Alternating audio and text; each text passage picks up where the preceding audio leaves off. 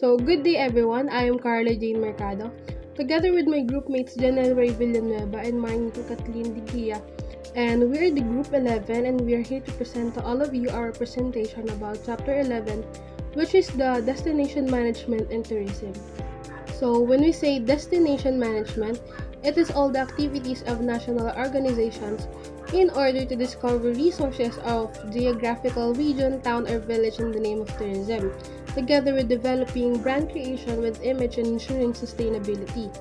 A tourism destination is hosting customers or tourists. A complex structure consists of the public and private sectors in which many stakeholders take part in. In destination management, there are many independent factors which force to act together for the success of a single destination, taking managerial organization and strategic decisions in a coordinated manner.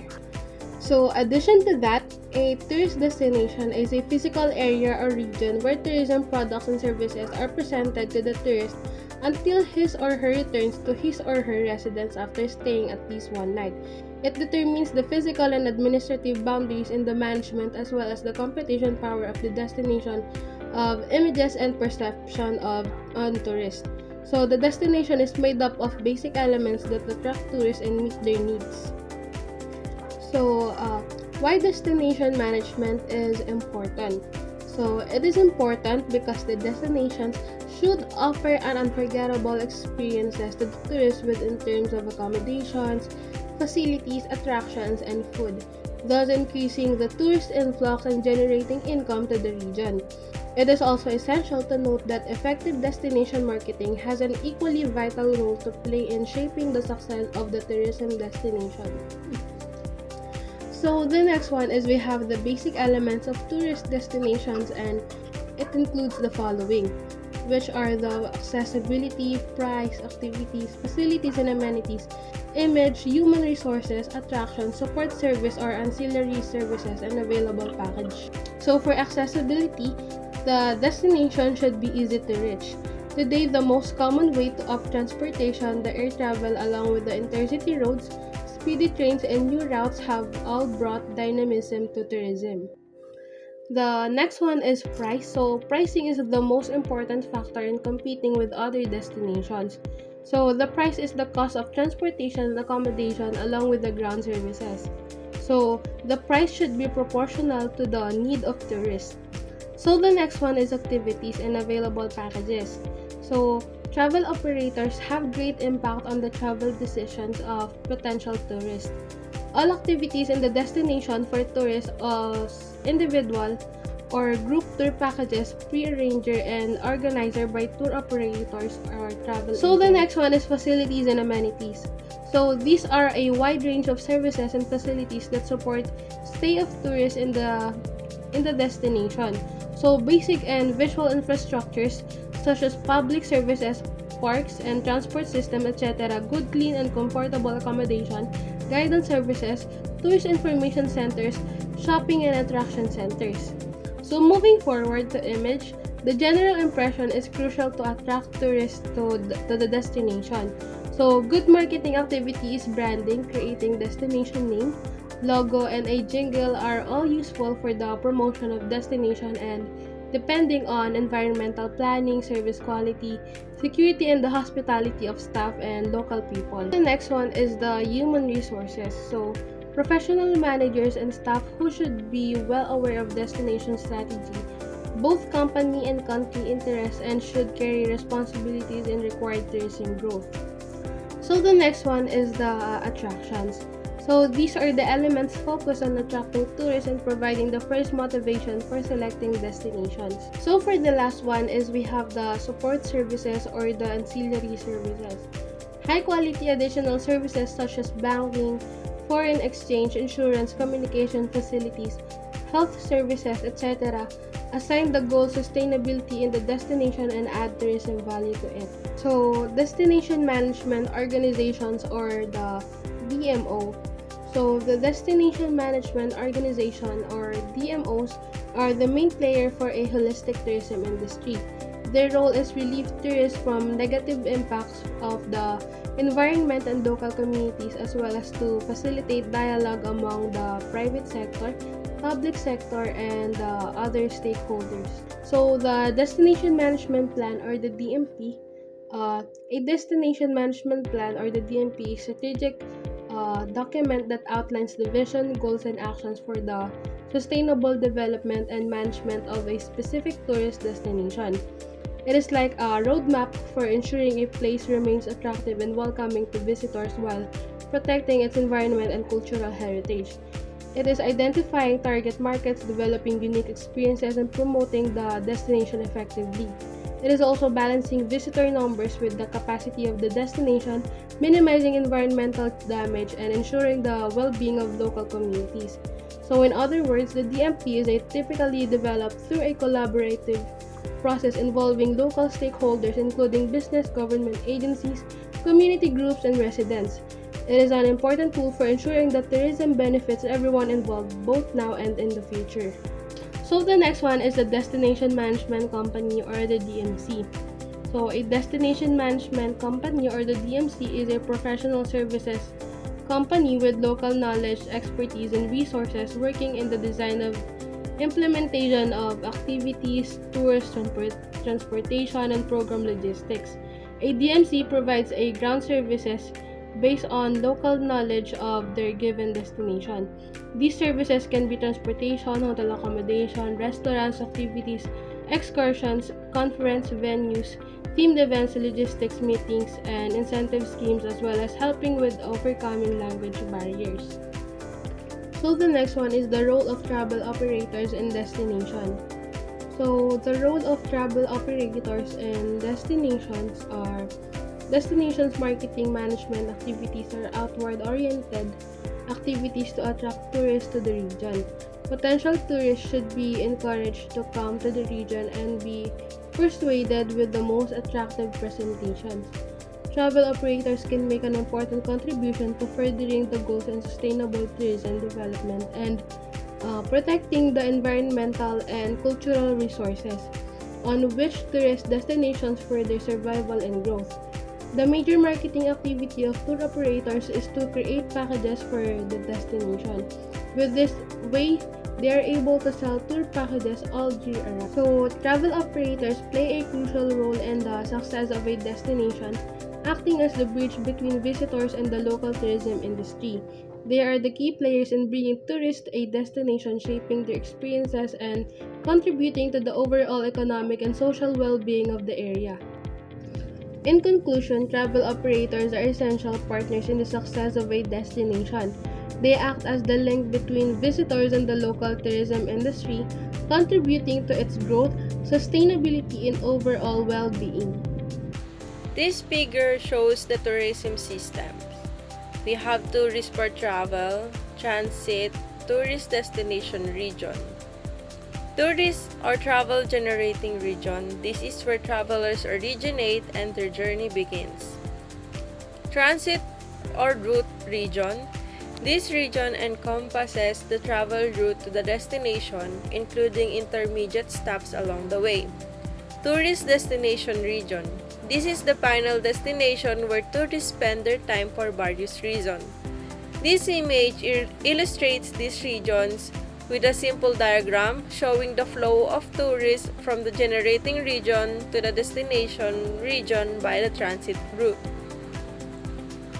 The three regions are connected and essential for understanding the tourism system. Transit routes are not just a direct path to the direction, but also include stops along the way. Tourist generating regions influence the demand for the travel to the destination region. Let us now understand the tourism demands. Actual or effective demand. This refers to the demand where offered tourism services are accepted by the tourists.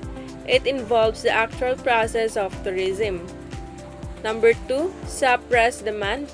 This type of demand arises from two groups of people who are unable to travel due to circumstances beyond their control. The first group includes those who would like to be involved in tourism but cannot. The second includes those who would like to be involved but for some reason or another cannot. Potential demand.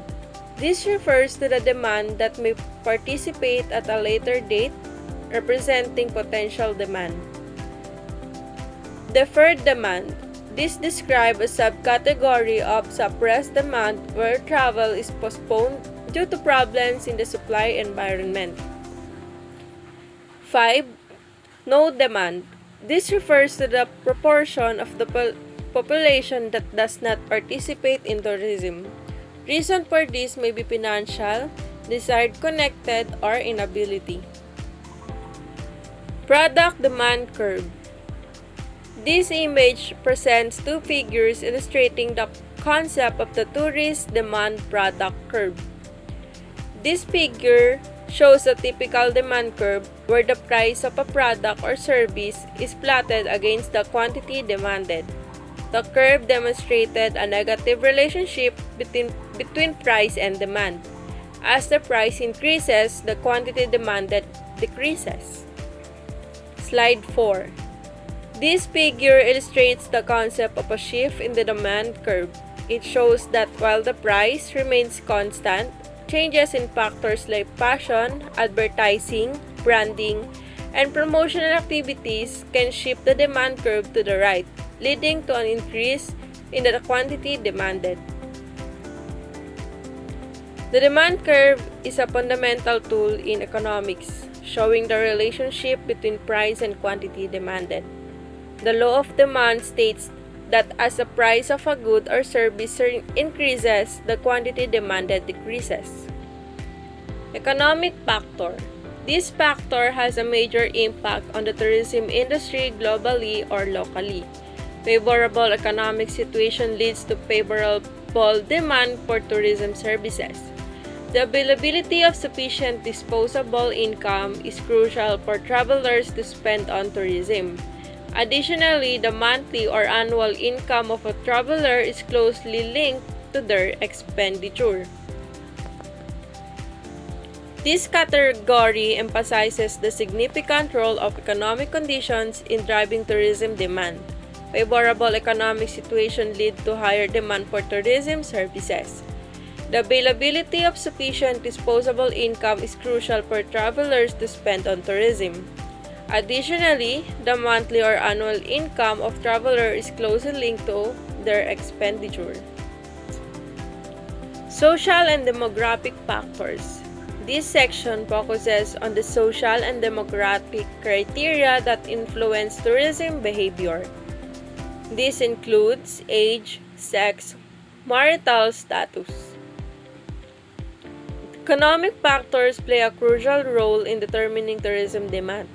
Social and demographic factors significantly influence tourism behavior. Understanding these factors is essential for tourism industry stakeholders to develop effective strategies. Slide 6. Political factors. Political factors. Tourism is a fairy tale fragile industry. Tourism and politics have an incredibly close relationship. International political conflicts between countries undoubtedly after the mass attitude and opinion that lead to the tourism changes. Tourism and politics have a close relationship, and international political conflicts can significantly impact tourism. Tourism is a complex industry influenced by a wide range of factors. Understanding these factors is crucial for tourism stakeholders to develop effective strategies. Political stability and environmental conservation are essential for sustainable tourism development. Environmental and geographical factors. Tourism and environmental conservation are both promoting the destination. Well-preserved natural environment and heritage stimulates tourist interest. Tourism and conservation. Tourism and environmental conservation are intertwined. Well-preserved natural environments and heritage sites attract tourists. Effective tourist demand. This refers to the actual demand for tourism within a population. It can be measured by the number of tourism Trips taken as a percentage of the population. Gross travel prosperity. This is the total number of tourism trips taken as a percentage of the population. It often exceeds 100% because people may take multiple trips a year. Gross travel rate. This is the percentage of the population taking at least one holiday a year.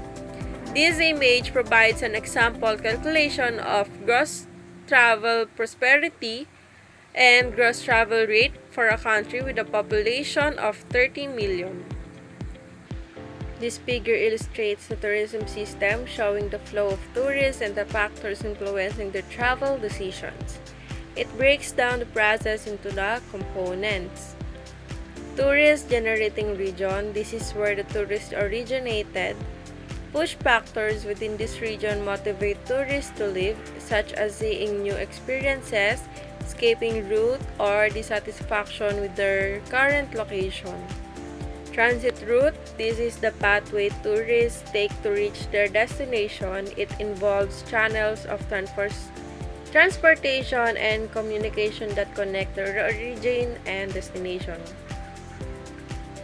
Tourist destination region. This is where tourists travel to. Pull factors in this region attract tourists such as appealing tourist attractions, entertainment, accommodation, shopping, and other services. Flow of tourists.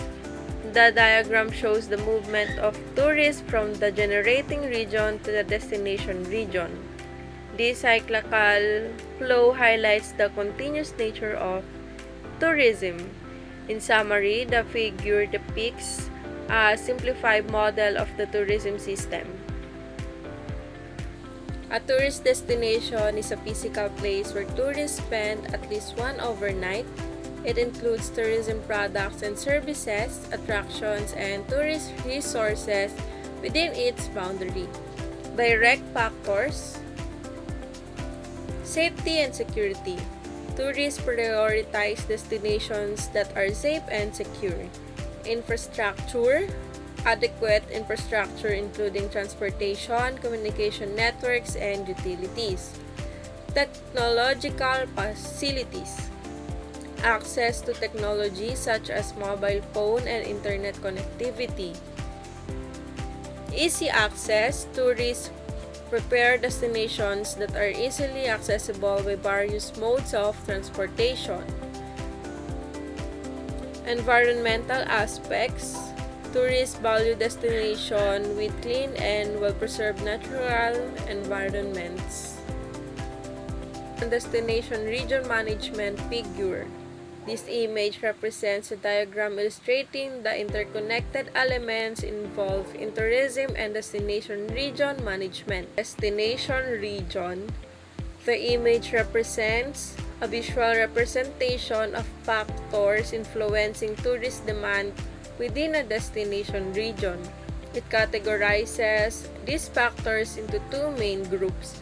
Direct acting factors. These factors directly impact the tourist experience and perception of the destination. External factors. These factors influence the overall tourism environment and can indirectly affect tourist demand. Factor contributing to increase in tourism demand in destination. In order to increase the tourism demand in any destination, several steps should be followed. These are provision of coordination among stakeholders. Coordination among stakeholders. Successful tourism destinations often involve various stakeholders such as government agencies, local businesses, transport providers, and local communities. Effective coordination among these groups ensure a seamless experience of tourists from planning their visit to their departure. This also allows for efficient use of resources, shared marketing efforts, and creation of attractive package to meet tourist needs. Number 2, continuous development and research. In the competitive tourism industry, constant innovation and improvement are essential. By conducting ongoing research into tourist preference, market trends, and emerging destinations, tourism authorities can adapt their offerings. New attractions improve infrastructure and enhance service based on the latest data help keep a destination appealing to repeat visitors and attract new ones. Implementation of tailored management strategies. Effective tourism management must be flexible and responsive to the changing dynamics of the destination. Strategies should be adapted to the local context, whether managing high tourist volumes, preserving local culture, and maintaining environmental sustainability. Tailored management ensures that the destination meets tourist expectations while addressing any potential challenges such as overcrowding, environmental impact, or infrastructure limitation. Marketing and promotion. The initial demand for tourism often starts with strategic marketing campaigns that increase the visibility of destination. Once tourists are aware of what the region has to offer, target campaigns, online, print, or social media can drive interest and encourage visits. Marketing efforts should highlight unique attraction, local culture, and other distinguished factors that can make the destination stand out in a competitive global market. Service provision throughout the destination journey. Once tourists arrive at a destination, the quality of service they experience is crucial to sustaining demand. This includes transportation, accommodation, food, entertainment, and tourist information.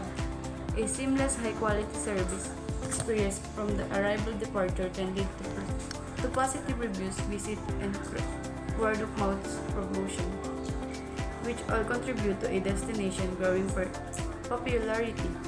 In summary, increasing tourism demand in a destination relies on effective stakeholder coordination, continuous development based on research, the application of context-specific management strategies, strategic marketing, and the delivery of excellent services throughout the tourist experience.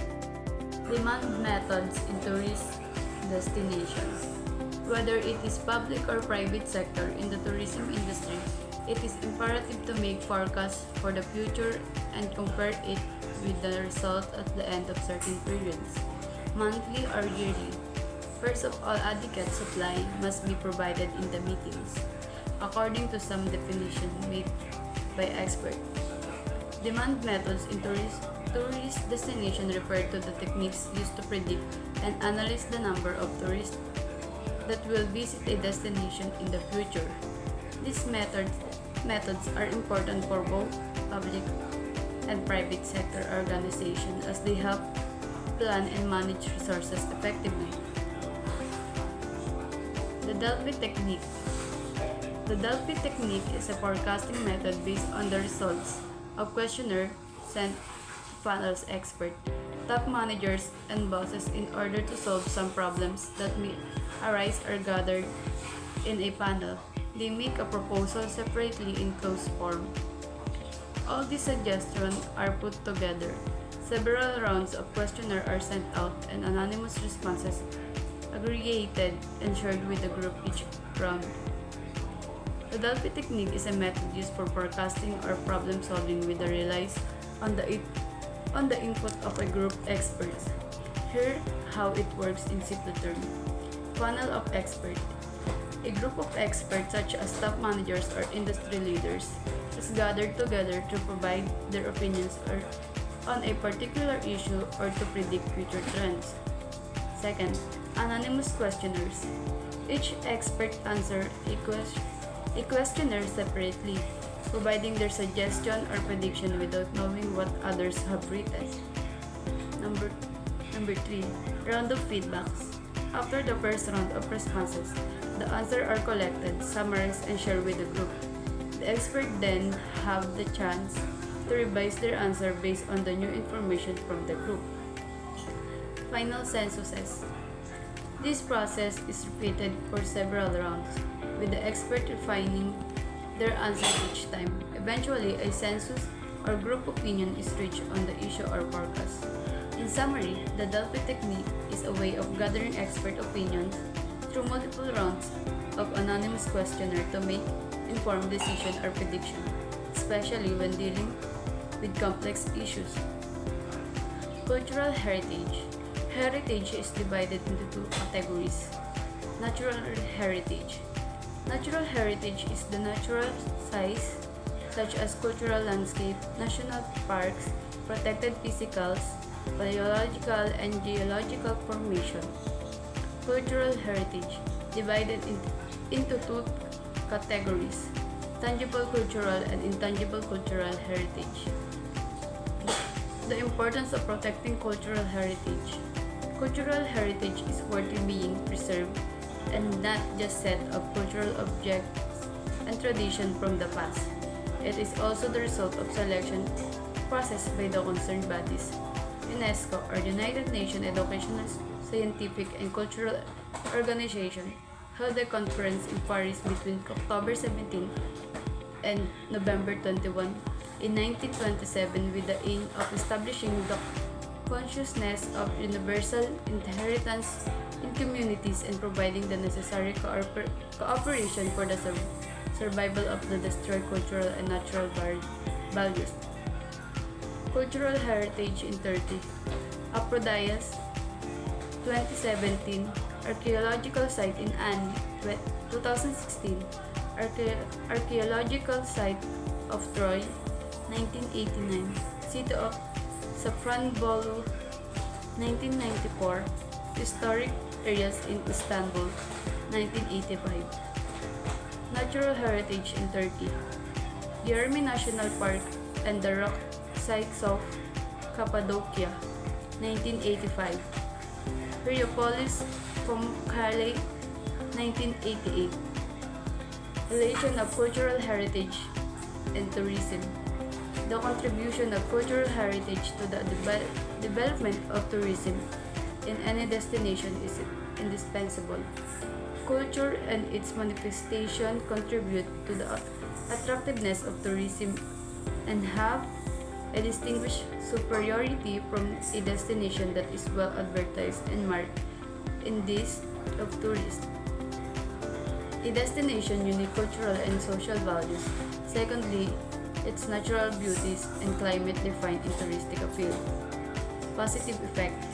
Increased local revenue creates labor, investment grows, lifespan increase, taxes related to tourism investment are increasing. It develops in transportation system and the road construction. Infrastructure develops. Negative effect. Land and priority values rise, retail and services prices increases. Cost of living increase, infrastructure tax increase, employment is generally seasonal, workers get low rates, regional and cultural harm. Rents increase, some parts of society get poorer. Environmental impact of tourism. Environmental awareness in tourism is one of the most important issues in destination management. Negative impact from tourism occur when the level of visitor use is greater than environment's ability to cope with this issue within the acceptable limits of exchange. Customer satisfaction is despite being in main target, however, tourists must use the facilities offered at the destination the right way. Uncontrolled conventional tourism poses potential threats to many nature and cultural heritage of the world. Water resources. Water, and especially fresh water, is one of the most critical natural resources. The tourism industry is generally overuses water resources for hotels, swimming pool, golf courses, and personal use by water, which can result in water shortage and degradation of water supplies, as well as regenerating a greater value of wastewater. Local resources. Tourism can create great pressure on local resources like energy, food, and other raw materials that may already be in short supply. Greater extraction and transport of these resources exacerbates the physical impact associated with exploitation. Because of the seasonal character of the industry, many destinations have 10 times more inhabitants in the high season as the low season. Land degradation. Important land resources includes mineral, fossil fuels, fertile soil, forests, and wetland and wildlife. Increased construction of tourism and recreation facility has increased the pressure on these resources and the scenic landscape. And the provision of tourist facilities can be used by the use of land accommodation and other infrastructure provision, and the use of building materials.